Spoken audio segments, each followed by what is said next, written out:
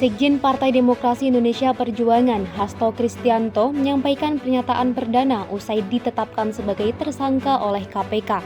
Melalui sebuah video, Hasto menegaskan ketaatannya pada hukum dan menyebut PDIP sebagai partai yang menjunjung supremasi hukum.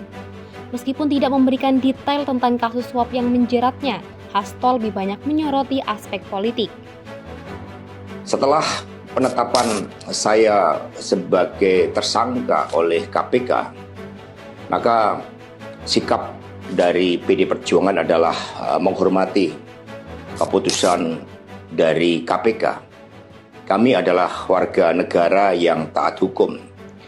PD Perjuangan adalah partai yang menjunjung tinggi supremasi hukum.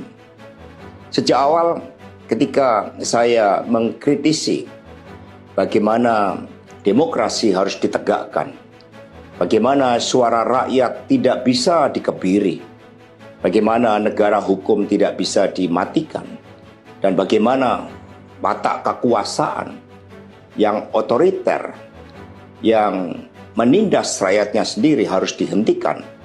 Saya sudah memahami berbagai resiko yang akan saya hadapi. Maka sebagai murid Bung Karno, saya mengikuti apa yang tertulis di dalam buku Cindy Adams ini. Inilah kitab perjuangan saya. Dan seluruh kader-kader PD Perjuangan sekarang memasuki tahap bab 9. Di mana Bung Karno ketika mendirikan PNI, prinsip yang dipegang adalah non-cooperation. Demi cita-cita Indonesia merdeka, demi rakyat berdaulat bisa berserikat, berkumpul dan menyampaikan pendapatnya, maka penjara pun adalah suatu jalan dan bagian dari pengorbanan terhadap cita-cita. Sebelumnya, KPK menetapkan Hasto sebagai tersangka yang diduga memerintahkan Harun Masiku untuk kabur dan merusak barang bukti. Hasto mengaku siap menghadapi segala risiko. Ia juga menegaskan bahwa demokrasi harus ditegakkan dan negara hukum tidak boleh dimatikan. Dalam pernyataannya, Hasto turut menyindir seorang mantan kader PDIP yang telah dipecat minggu lalu. Menurutnya, kader tersebut diduga mempunyai ambisi menyeleweng sehingga ia menilai hal ini melanggar konstitusi. Di akhir pernyataannya, Hasto mengajak seluruh kader PDIP untuk bersatu dan tidak gentar menghadapi intimidasi. Ketika muncul berbagai intimidasi agar tidak dilakukan pemecatan terhadap sosok yang memiliki ambisi kekuasaan sehingga konstitusi pun sepertinya mau dilanggar dengan perpanjangan masa jabatan 3 periode ataupun perpanjangan masa jabatan itu, maka demi konstitusi Ibu Mega kokoh berdiri menjaga demokrasi.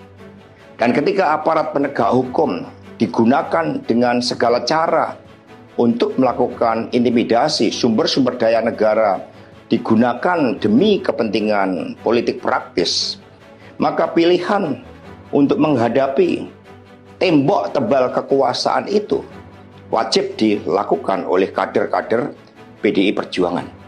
Karena itulah nilai-nilai yang kami perjuangkan, nilai-nilai demokrasi, nilai-nilai kedaulatan rakyat, dan bagaimana membangun supremasi hukum, hukum yang berkeadilan. Untuk itu, kami tidak akan pernah menyerah. Baik mau digunakan suatu proses intimidasi secara formal, maupun dengan cara-cara di luar formal sekalipun, kami sudah menyiapkan risiko-risiko terburuk. Karena sebagaimana dilakukan oleh Bung Karno, masuk penjara adalah bagian dari pengorbanan cita-cita. Untuk itu, jangan pernah takut menyuarakan kebenaran.